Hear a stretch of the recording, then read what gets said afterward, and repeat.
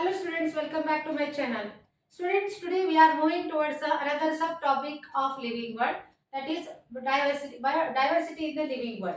So what is the meaning of diversity? Diversity means varieties of organisms, varieties of living organisms found on this earth planet. That is diversity. Here the one more word that is mentioned, biodiversity. The definition of biodiversity is very important. Let us define it.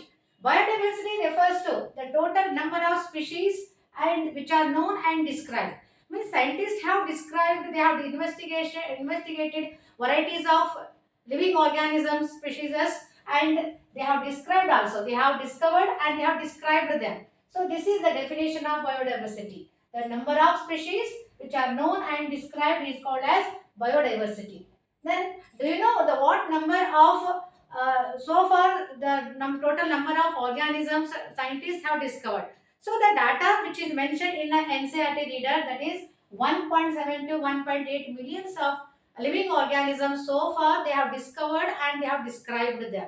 This data is very important from the need point of view. Okay, let us move towards the another aspect of this topic, that is nomenclature. Students, as we know that we are living in a such a planet where varieties of organisms are there, so we get confusion. So varieties means take for example number of plants. Okay, potted plants, insects, birds, another what is higher animals, small microorganisms which we cannot see with our naked eyes. Such large number of varieties of organisms are existed on this earth planet. Is it possible to remember all these organisms, students? No, not at all. So scientists, they have put their effort. For what? They put their effort in order to remember those organisms. So how to, but before going to recognize them, before going to name them, we have to describe them.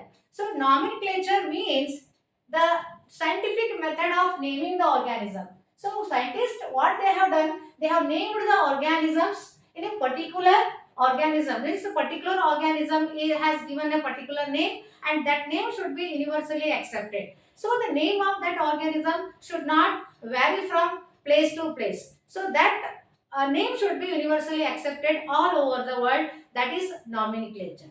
But do you know that what there is another method of naming the organism, that is called binomial nomenclature. I will come to that definition later on.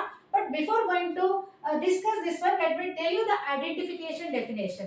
But nomenclature is possible only when the organism is correctly defined, correctly described, then it is naming is possible. So first of all, we have to recognize this organism, and then it should be described properly, and then it is assigned to the particular category, taxonomic category or group. So that is called as what?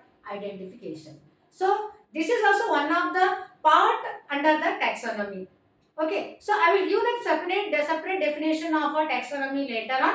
But first we are looking at the nomenclature, then identification. So nomenclature already it is clear to you. So simply naming the organism, particularly the particular organism, and it should be accepted by universally. So identification is a process in which the organism is recognized and described and assigned to the particular group or taxonomic category after identification.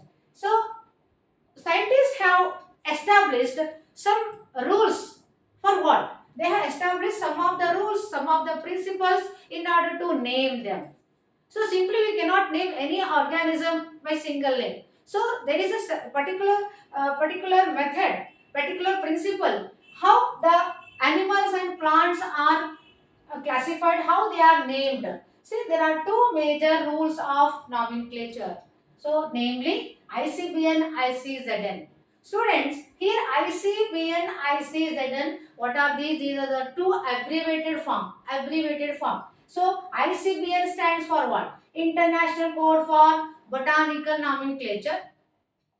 Where in this rule, in this method, we only we classify the plants. We classify, name the plants only. ICZN stands for what? International Code for International Code of it is. It is not for. It is Code of Zoological Nomenclature, where the animals are classified. So thus there are two method by means of which we can classify the organism and we can name the organisms. Okay, ICGN, ICBN and ICZN. So let us moving towards the next concept, that is nomenclature, binomial nomenclature. As stated earlier, nomenclature, I have defined this one. So what is the meaning of binomial nomenclature? So scientists have developed, particularly Carlos Linnaeus, who is regarded as the father of taxonomy. So Carlos Linnaeus is a taxonomist who has given this term binomial nomenclature. So let me split the word. Binomial, bi means two. So here two words are used. Two scientific words are used in order to name the organism. So by using two words, two components, the organism can be named. So let me give you an example. Wait, Mangifera indica. This is a botanical name of what? Botanical name of mango. So mango is a common name. The botanical name is, scientific name is Mangifera indica. In this word, what we are going to observe, let us see. So this name includes two components. So there are two components. One is Mangifera, other is indica.